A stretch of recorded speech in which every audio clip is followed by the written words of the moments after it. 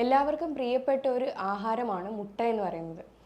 ഇത് ദിവസവും എത്ര കഴിക്കാം, അതേപോലെ ഇത് ആർക്കൊക്കെയാണ് കഴിക്കാൻ പാടില്ലാത്തത്, ഇത് കുറേ കഴിച്ചു കഴിഞ്ഞാൽ ബുദ്ധിമുട്ടുണ്ടാകുമോ, അതോ എന്തൊക്കെ മെഡിക്കൽ കണ്ടീഷൻസിലാണ് മുട്ട ഒരുപാട് കഴിക്കാൻ പാടില്ലാത്തത് എന്നുള്ള കാര്യങ്ങളാണ് ഇന്ന് നമ്മൾ ഈ ഒരു വീഡിയോയിലൂടെ ഡിസ്കസ് ചെയ്യുന്നത്. എൻ്റെ പേര് doctor Sandra Ajith, medical officer Prana nature care centre, Kollam. മുട്ടയുടെ കുറച്ച് പ്രത്യേകതകൾ എന്തൊക്കെയാണെന്ന് വെച്ച് കഴിഞ്ഞാൽ ഇത് എല്ലാവർക്കും ഈസിലി അവൈലബിൾ ആണ്, എല്ലായിടത്തും ഈസിലി അവൈലബിൾ ആണ്. അപ്പോൾ അതേപോലെ തന്നെ കുഞ്ഞു മുതൽ മുതിർന്ന ആളുകൾക്ക് വരെ പ്രിയപ്പെട്ട ഒരു ആഹാരവും കൂടിയാണ് മുട്ട. പിന്നെ ഒരു മുട്ട ഒരു ദിവസം കഴിക്കുന്നത് അതൊരു ഹെൽത്തി ആയിട്ടുള്ളൊരു ബ്രേക്ക്ഫാസ്റ്റ് ആയിട്ട് തന്നെ എടുക്കാൻ കഴിയുന്ന ഒരു ഫുഡാണ്. അതേപോലെ കുഞ്ഞു മക്കൾക്കാണെങ്കിൽ പോലും ഓടിക്കളിക്കുന്ന പ്രായത്തിൽ അവർക്ക് നമുക്കിത് അന്നേരം തൊട്ടേ കൊടുക്കാൻ കഴിയുന്ന ഒരു ഭക്ഷണം കൂടിയാണ്. അതിൻ്റെ മഞ്ഞ കൊടുത്തു തുടങ്ങി പയ്യെ പയ്യെ കൊണ്ട് വെള്ളയും കൊടുക്കാവുന്നതാണ്. അങ്ങനെ കുറച്ച് നല്ല ആരോഗ്യ ഗുണങ്ങളല്ല, ഒരുപാട് വൈറ്റമിൻസും മിനറൽസും ഒക്കെ അടങ്ങിയിട്ടിരിക്കുന്ന ഒരു ഭക്ഷണമാണ് മുട്ട.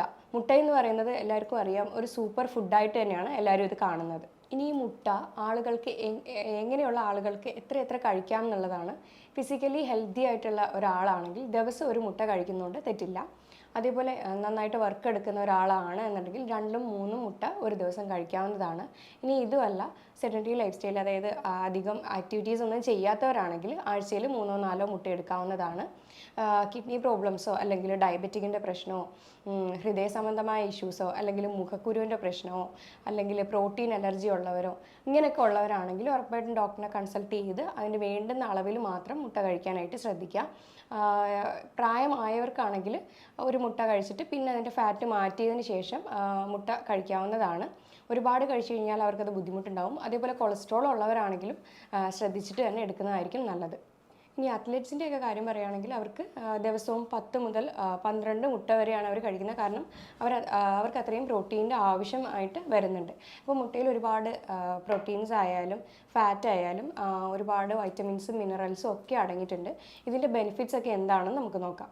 ശരീരത്തിന് ആവശ്യമായ പ്രോട്ടീൻ്റെ, അതായത് ഒരു ഭാഗം പ്രോട്ടീൻ നമുക്ക് മുട്ടയിൽ നിന്ന് തന്നെ കിട്ടും. അതായത് ഒരു ലാർജ് എഗ്ഗ് എടുക്കുകയാണെങ്കിൽ അതിനകത്ത് 6 ഗ്രാം പ്രോട്ടീനാണ് അടങ്ങിയിരിക്കുന്നത്. അത് കൂടുതലും എഗ് വൈറ്റിലാണ്. ഇനി എഗ് യോക്കിനകത്ത്, അതായത് മഞ്ഞയിൽ കൂടുതൽ സാച്ചുറേറ്റഡ് ഫാറ്റാണ്. അപ്പോൾ അത് നന്നായിട്ട് എക്സസൈസ് ചെയ്യുന്നവർക്കാണെങ്കിൽ അത് ഗുഡ് കൊളസ്ട്രോൾ ആയിരിക്കും കൂട്ടുന്നത്. ഇനി അതല്ല, മുട്ടയൊക്കെ കഴിച്ചിട്ട് അനങ്ങാതിരിക്കുന്ന ഒരു പ്രകൃതം ഉള്ളവരാണെങ്കിൽ അത് ബാഡ് കൊളസ്ട്രോളിനെയാണ് കൂട്ടുന്നത്. ബി കോംപ്ലക്സ് വൈറ്റമിനകത്ത് വരുന്ന ഒരു സബ്സ്റ്റൻസ് ആണ് കൊളൈൻ എന്ന് പറയുന്നത്. അപ്പോൾ ഇത് ഒരുപാട് കാര്യങ്ങൾക്ക് നല്ലതാണ്. മുട്ടയിൽ ഇത് നന്നായിട്ട് അടങ്ങിയിരിക്കുന്നുണ്ട്. അപ്പോൾ ഈ കൊളൈൻ എന്നത് നമ്മുടെ തലച്ചോറിൻ്റെ പ്രവർത്തനത്തിന് ആവശ്യമായ ന്യൂട്രിയൻസുകളിൽ, അതായത് പോഷകങ്ങളിൽ ഒന്നാണ് ഈ കൊളൈൻ എന്ന് പറയുന്നത്. അപ്പോൾ ഇത് നമുക്ക് മുട്ടയിൽ നിന്ന് കിട്ടുമ്പോൾ തന്നെ നമ്മുടെ എനർജി, അതായത് നമ്മുടെ മെമ്മറി പവർ ഇൻക്രീസ് ചെയ്യുകയാണ് ചെയ്യുന്നത്. അപ്പോൾ ഇത് ബ്രെയിൻ ഹെൽത്തിന് ഏറ്റവും നല്ല ഒരു ഫുഡാണ് മുട്ടയെന്ന് പറയുന്നത്. അതേപോലെ മസിലിൻ്റെ കൺട്രോളിനായാലും നെർവസ് സിസ്റ്റത്തിൻ്റെ ഇതിനായാലും അതേപോലെ ഹാർട്ടിൻ്റെ ഹെൽത്തിനായാലും സ്കിന്നിൻ്റെ ഹെൽത്തിനായാലും ഒക്കെ മുട്ട ഒരുപാട് നല്ലതാണ്. സ്കിൻ എന്ന് പറയുമ്പോൾ അത് സോഫ്റ്റാക്കി സപ്പിളാക്കി വെക്കാൻ മുട്ടയ്ക്ക് കഴിയും. അതേപോലെ ആ ഒരു മോയ്സ്ചർ ലോക്ക് ചെയ്യാനും മുട്ടയിലുള്ള കണ്ടൻസ് ഹെൽപ്പ് ചെയ്യുന്നുണ്ട്. അതേപോലെ തന്നെയാണ് ലിവർ ഫങ്ഷനും ഇത് ഹെൽപ്പ് ചെയ്യുന്നുണ്ട്, ഈ ഒരു കൊളൈൻ എന്ന് പറയുന്ന സബ്സ്റ്റൻസ്. ഈ കൊളൈൻ്റെ ഡെഫിഷ്യൻസീസ് മൂലമാണ് ഫാറ്റി ലിവർ പോലുള്ള അസുഖങ്ങൾ വരുന്നത്. അപ്പോൾ ഈ കൊളൈൻ അവിടെ ഉണ്ടെങ്കിൽ ഫാറ്റ് അക്യുമുലേഷൻ പ്രിവെൻറ്റ് ചെയ്യുകയാണ് ചെയ്യുന്നത്. അതേപോലെ തന്നെയാണ് കൊളസ്ട്രോളും ഗുഡ് കൊളസ്ട്രോൾ കൂട്ടി ബാഡ് കൊളസ്ട്രോൾ കുറയ്ക്കാനായിട്ടും മുട്ട ഹെൽപ്പ് ചെയ്യും. അതേപോലെ തന്നെ റീപ്രൊഡക്റ്റീവ് ഏജിൽ നമുക്ക് കഴിക്കാവുന്ന ഒരു സൂപ്പർ ഫുഡാണ് മുട്ട എന്ന് പറയുന്നത്. കാരണം ഇതിനകത്ത് ഫോളിക് ആസിഡിൻ്റെ കണ്ടൻറ്റ് ഉള്ളതുകൊണ്ട് കുട്ടിയുടെ വളർച്ചയ്ക്കും അതിൻ്റെ ന്യൂറൽ ട്യൂബൽ കാരണം അതിൻ്റെ ഡെവലപ്മെൻറ്റിനും ഒക്കെ ഏറ്റവും നല്ലൊരു ഫുഡാണ് മുട്ടയെന്ന് പറയുന്നത്. അതേപോലെ ബ്രസ്റ്റ് ക്യാൻസറിൻ്റെ ആ ഒരു ചാൻസ് 90% മുട്ടയിൽ നിന്നുള്ള ന്യൂട്രിയൻസ്, കാരണം അത് റെഡ്യൂസ് ആകാനുള്ള ചാൻസ് ഉണ്ട്. ഇനി ഇതിൽ എന്തൊക്കെ വൈറ്റമിൻസും മിനറൽസും ആണ് അടങ്ങിയിരിക്കുന്നത് നമുക്ക് നോക്കാം. Vitamin A, D, E, K, അതായത് എല്ലാ ഫാറ്റ് സോലുബിൾ വൈറ്റമിൻസും ഇതിനകത്ത് അടങ്ങിയിരിക്കുന്നുണ്ട്. അതേപോലെ വൈറ്റമിൻ ബി കോംപ്ലക്സ് അടങ്ങിയിരിക്കുന്നുണ്ട്. അല്ലാതുള്ള മിനറൽസ് ആയ zinc, selenium, magnesium, potassium, sodium ഒക്കെ ഇതിനകത്ത് അടങ്ങിയിരിക്കുന്നുണ്ട്. അതുകൂടാതെ തന്നെയാണ് കണ്ണിൻ്റെ ഹെൽത്തിന് വേണ്ടിയിട്ടുള്ള 2 ആൻറ്റി ഓക്സിഡൻസ് ല്യൂട്ടിനും സിയോക്സാന്തിനും മുട്ടയിൽ അടങ്ങിയിരിക്കുന്നുണ്ട്. അപ്പോൾ ഇത് നല്ല ഐ ഹെൽത്തിന് ഇംപ്രൂവ് ചെയ്യും. അപ്പോൾ ഐക്ക് എന്തെങ്കിലും ബുദ്ധിമുട്ടൊക്കെ ഉള്ളവരാണെങ്കിൽ ഒരു മുട്ട ദിവസവും കഴിക്കുന്നത് വളരെ നല്ലതാണ്. മുട്ട കഴിക്കുമ്പോൾ നമ്മുടെ ബോഡി ബോഡിയിലെ ഓക്സിഡേറ്റീവ് സ്ട്രെസ്സിനെ ഇത് ഇല്ലാതാക്കുകയാണ് ചെയ്യുന്നത്. അതേപോലെ സൺ ഡാമേജിൽ നിന്ന് പ്രിവെൻറ്റ് ചെയ്യുകയും ചെയ്യും. മുട്ട അതുകൊണ്ടാണ് ഒരു സൂപ്പർ ഫുഡാക്കി തന്നെ കണക്കാക്കപ്പെടുന്നത്. എല്ലാവരും ചോദിക്കുന്ന ഒരു ഡൗട്ടാണ്, മുട്ട കഴിക്കുന്നതുകൊണ്ട് കൊളസ്ട്രോൾ കൂടുമോ, ഹാർട്ട് ബ്ലോക്ക് ഉണ്ടാവുമോ, അതേപോലെ ഉദാഹരണത്തിൻ്റെ പ്രശ്നങ്ങൾ ഉണ്ടാവുമോ എന്ന്. ശരിക്കും ഇതൊരു തെറ്റിദ്ധാരണ മാത്രമാണ്. മുട്ട കഴിക്കുന്നത് കൊണ്ട് ഇങ്ങനെ ഒരു ബുദ്ധിമുട്ട് ശരിക്കും ആർക്കും ഉണ്ടാകുന്നില്ല. കാരണം അങ്ങനെ പറഞ്ഞിട്ട് ഒരുപാട് പേര് മുട്ട തൊടാതെ തന്നെ ഇരിക്കുന്നുണ്ട്. നമ്മുടെ ഡയറ്ററി കൊളസ്ട്രോൾ എന്ന് പറയുന്നത് 20-25% മാത്രമാണ് നമുക്ക് ഉണ്ടാകുന്നത്. അല്ലാത്തതൊക്കെ ബോഡി തന്നെ ഉണ്ടാക്കിയെടുക്കുന്ന 75%ഓളം ബോഡി തന്നെ ഉണ്ടാക്കിയെടുക്കുന്ന ഫാറ്റാണ്. അപ്പോൾ അതെങ്ങനെയാണെന്ന് വെച്ച് കഴിഞ്ഞാൽ കൂടുതലും അന്നജം കാരണം, അതാണ് നമ്മൾ കൂടുതലും കഴിക്കുന്നത്. കാർബോഹൈഡ്രേറ്റ്, കിഴങ്ങ് വർഗ്ഗങ്ങൾ, മധുര പലഹാരങ്ങൾ, അങ്ങനെ കഴിക്കുമ്പോൾ ഇതെല്ലാം നമ്മുടെ ബോഡി ഫാറ്റായിട്ട് സ്റ്റോർ ചെയ്ത് വെക്കും. മുട്ട കഴിച്ചുകൊണ്ട് തന്നെ ഇതേപോലെ വരുമ്പോഴാണ്, അതായത് കാർബോഹൈഡ്രേറ്റും പറഞ്ഞ ഷുഗറി ഐറ്റംസും പിന്നെ അതേപോലെ കിഴങ്ങ് വർഗ്ഗങ്ങളും ഒക്കെ കഴിക്കുമ്പോൾ ഇതിൻ്റെ കൂടെ മുട്ട കഴിക്കുമ്പോഴത്തേക്ക് ബുദ്ധിമുട്ടുണ്ടാവും. അപ്പോൾ ഈ പറഞ്ഞ കാര്യങ്ങൾ 3 ഒഴിവാക്കിക്കൊണ്ട്, അതായത് കട്ട് ഡൗൺ ചെയ്തുകൊണ്ട്, അതിൻ്റെ അളവ് കട്ട് ഡൗൺ ചെയ്തുകൊണ്ട് മുട്ട കഴിക്കുന്നതുകൊണ്ട് ഒരു ബുദ്ധിമുട്ടും ആർക്കും ഉണ്ടാകത്തില്ല.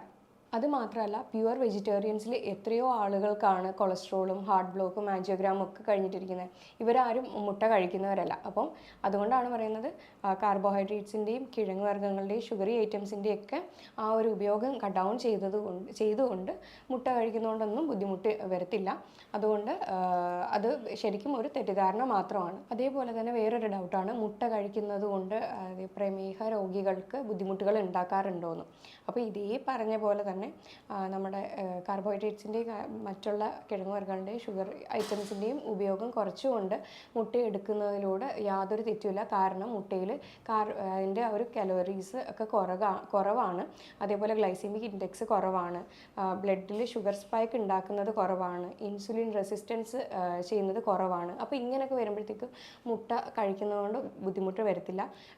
ഷുഗർ പേഷ്യൻസിനായാലും കൊളസ്ട്രോൾ പേഷ്യൻസിനായാലും നമുക്ക് മുട്ട കഴിക്കുന്നതുകൊണ്ട് കുഴപ്പമില്ല.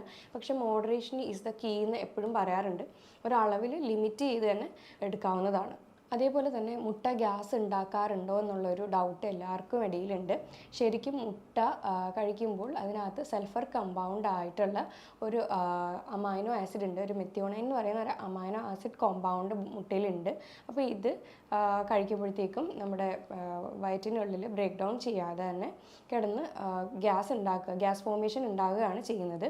അതും സ്മെല്ലോട് കൂടിയ ഗ്യാസ് ആയിരിക്കും ഉണ്ടാകുന്നത്.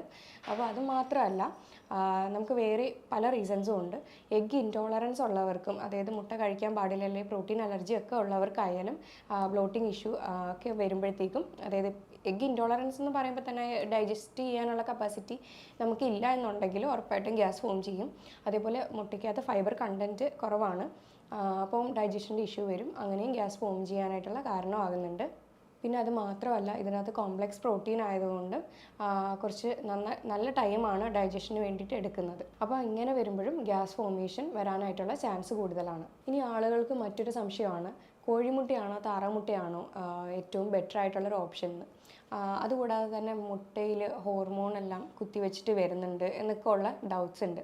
ശരിക്കും മുട്ടയെന്ന് പറയുമ്പോൾ ന്യൂട്രീഷൻ വാല്യൂ എല്ലാം സെയിം തന്നെയാണ്. അതുമാത്രമല്ല, ബ്രോയിലർ ആയാലും നാടൻ കോഴിയുടെ ആയാലും എഗ്സിന് കളർ ചേഞ്ച് മാത്രമാണ്, ശരിക്കും ഷെല്ലിൻ്റെ കളർ ചേഞ്ച് മാത്രമാണ് വരുന്നത്. ബാക്കിയൊക്കെ ഏകദേശം ന്യൂട്രീഷൻ വാല്യൂ എല്ലാം സെയിം ആയിട്ടാണ് വരുന്നത്. ചില തെറ്റിദ്ധാരണകളാണ്, ഇങ്ങനെ ഹോർമോൺ കുത്തിവെച്ചിട്ട് വരികയാണ് എന്നൊക്കെ ഉള്ള തെറ്റിദ്ധാരണകളുണ്ട്. അത് അത്രയും കൂടിയിട്ടുള്ള ഹോർമോണൽ ഇഞ്ചെക്ഷൻസ് കോഴിയിൽ കൊടുത്തിട്ട് അപ്പോൾ അങ്ങനെ വരുന്ന ചിക്കൻ വാങ്ങി ഉപയോഗിക്കും എന്നുള്ളൊരു തെറ്റിദ്ധാരണ കാരണം ആരും ബ്രോയിലർ വാങ്ങിക്കാറില്ല. ബ്രോയിലർ എന്ന് പറയുന്നത് ഒരു ബ്രീഡാണ്. അപ്പോൾ അത് ആ ഒരു ചിക്കൻ അത്രയും ബൾക്കി ആവുന്നത് കൊണ്ട്, ആ ഒരു ബ്രീഡ് അങ്ങനെ ആയതുകൊണ്ടാണ് ഒരിക്കലും ഹോർമോണൽ ഇഞ്ചെക്ഷൻസ് ആരും അങ്ങനെ കുത്തിവെച്ചിട്ട് അത് നോർമൽ റേറ്റിന് കൊടുക്കത്തില്ല. ഇനി മുട്ട എങ്ങനെ കഴിക്കുന്നു എന്നുള്ളതിലാണ് കാര്യം. ഒരുപാട് പ്രോസസ്സ് ചെയ്ത്, അതായത് അതിനകത്ത് ബട്ടർ ഉപയോഗിച്ച് എണ്ണകൾ ഉപയോഗിച്ച് ഫ്രൈ ചെയ്തൊക്കെ എടുക്കുമ്പോഴാണ് ഒരുപാട് ബുദ്ധിമുട്ടുകൾ ഉണ്ടാക്കുന്നത്. അപ്പം കുക്കിംഗ് മെത്തേഡും കൂടെ ഒന്ന് ശ്രദ്ധിച്ചു കഴിഞ്ഞാൽ നമുക്ക് മുട്ട ഹെൽത്തി ആയിട്ട് തന്നെ കഴിക്കാനായിട്ട് കഴിയും. അപ്പോൾ അതെങ്ങനെയാണെന്ന് വെച്ച് കഴിഞ്ഞാൽ, ഓംലെറ്റ് ഉണ്ടാക്കി ഒരുപാട് വെജീസും കാര്യങ്ങളൊക്കെ ആഡ് ചെയ്ത് നന്നായിട്ട് കഴിക്കാവുന്നതാണ്. അതേപോലെ ഹാഫ് ബോയിൽ കഴിക്കാവുന്നതാണ്. ഒരുപാട് കുക്കിംഗ് ചെയ്ത് കഴിഞ്ഞാൽ അത് റബ്ബർ പോലെ ആവും. അപ്പോൾ അത് ഒരുപാട് കുക്ക് ചെയ്യുന്നതിനേക്കാളും നല്ലത് എപ്പോഴും ഹാഫ് ബോയിൽ തന്നെയാണ്. കുറച്ച് കുക്കായാലും ബുദ്ധിമുട്ടാണ്, ഒരുപാട് കുക്കായി പോയാലും ബുദ്ധിമുട്ടാണ്. അപ്പം അങ്ങനെ ഒരു മെത്തേഡിൽ എപ്പോഴും നമ്മൾ കഴിക്കാനായിട്ട് ശ്രദ്ധിക്കുക. ഞാൻ ഈ പറഞ്ഞ കാര്യങ്ങളിൽ എന്തെങ്കിലും ഡൗട്ടോ കാര്യങ്ങളോ ഉണ്ടെങ്കിൽ താഴെ തന്നിരിക്കുന്ന നമ്പറിൽ കോൺടാക്റ്റ് ചെയ്യാവുന്നതാണ്. ഇനി അടുത്തൊരു ഹെൽത്ത് ടോപ്പിക്കുമായി വീണ്ടും കാണാം. താങ്ക്